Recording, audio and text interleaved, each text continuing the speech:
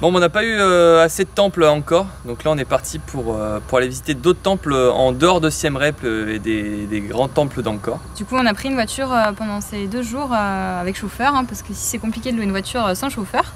Donc pour aller voir 3 temples plus reculés vers le nord, notamment un qui est carrément à la frontière thaï.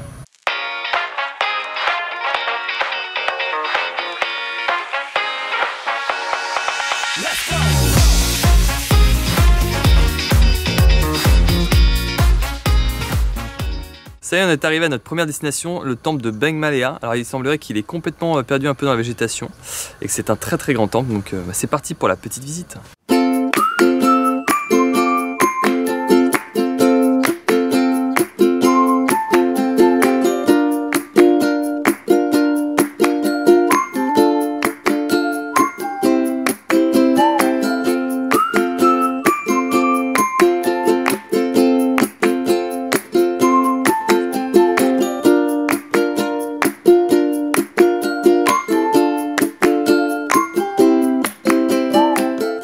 Alors ce temple il est quand même assez vieux, hein, il date du XIIe siècle, donc il est un petit peu fatigué, il y a des pierres un petit peu amoncelées un peu partout. Donc du coup pour que tu puisses faire ta visite, ils ont mis des petites passerelles en bois un peu partout. Donc c'est assez marrant parce que tout est guidé, hein, donc tu as ta petite passerelle en bois et tu prends de la hauteur forcément pour que ça surplombe toutes les pierres qui sont amoncelées en dessous de la passerelle. Et donc tu marches à travers les arbres vu qu'on a dit que le temple était perdu dans la végétation. Donc c'est marrant, ça fait un peu parcours en effet accrobranche entre les arbres, les pierres, voilà, c'est assez mystique comme endroit.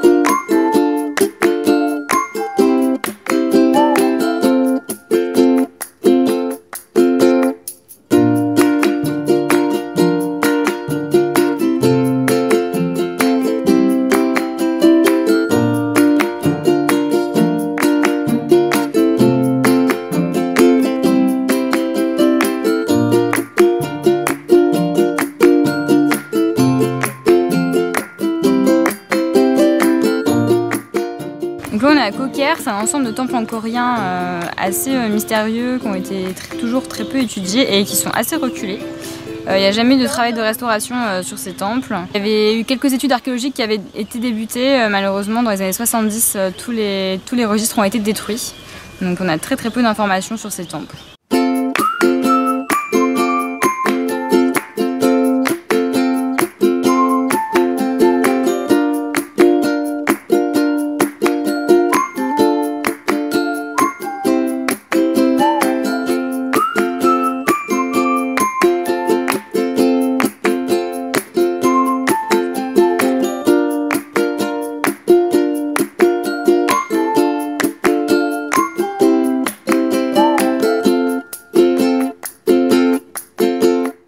Donc là on est monté en haut du Prasat Thom, un temple qui ressemble vraiment à un temple maya.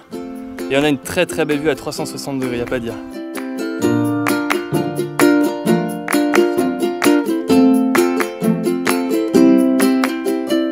Alors les temples de Koh Ker ont certes jamais été restaurés, mais il y en a certains comme celui-là qui est carrément laissé à l'abandon.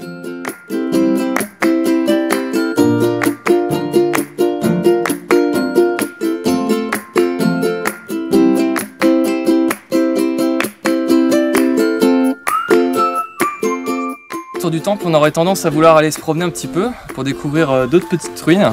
Alors malheureusement, on nous a bien déconseillé de s'y promener parce qu'il semblerait qu'il reste encore énormément de mines autour du temple. Et c'est comme ça un peu partout dans le Cambodge. Il faut savoir qu'il y a énormément de mines qui ont été posées au Cambodge. Il reste encore énormément d'endroits qui n'ont pas été déminés, donc notamment autour des villages ou autour des temples un peu reculés. Environ encore une centaine de Cambodgiens qui sont blessés chaque mois, notamment des enfants. Et donc il y a des campagnes de sensibilisation, essayer de sensibiliser un petit peu les gens à faire attention. Donc si jamais ils voient quelque chose de sol, de pas essayer de toucher, notamment, on dit ça notamment aux enfants, et d'appeler donc les autorités compétentes pour déminer. Donc là on vient d'arriver au temple, on vient d'arriver en bas du temple de Privy Hair et on attend pour prendre des motos-dop. Donc en fait c'est des mototaxis pour monter tout en haut parce que c'est hyper raide et notre chauffeur ne peut pas monter en haut. Et donc il y a très peu de touristes ici. Il faut dire que le temple, ça fait pas longtemps qu'il est classé au patrimoine de l'UNESCO et qu'il est surtout accessible aux touristes parce qu'avant c'était un peu la guerre avec la Thaïlande. Bah, c'est parti hein, pour une petite chevauchée en scooter.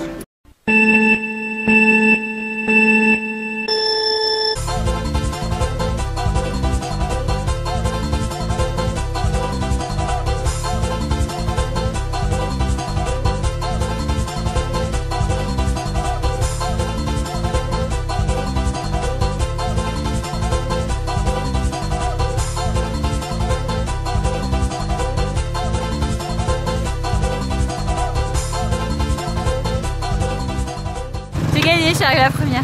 Alors là nous sommes au temple de Prévillers, qui est un temple un peu particulier parce qu'il y a eu un conflit frontalier pendant plusieurs années entre les Thaïs et les Cambodgiens qui se disputaient ce temple. Il faut savoir qu'il y a quand même encore pas mal de présence militaire sur le site.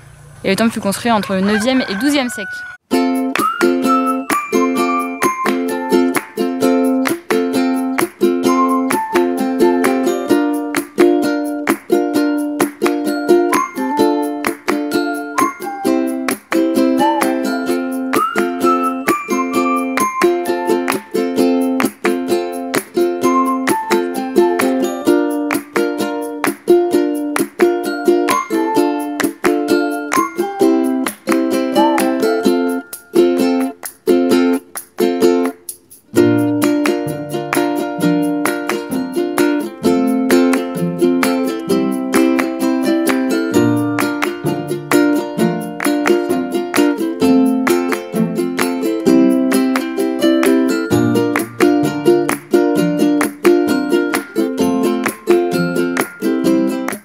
Le temple Prévillers, il est situé sur un sommet sacré pour les Cambodgiens à 640 mètres d'altitude. Et du coup, d'en haut, on peut avoir une belle vue sur les plaines cambodgiennes et du coup, de l'autre côté, sur la Thaïlande.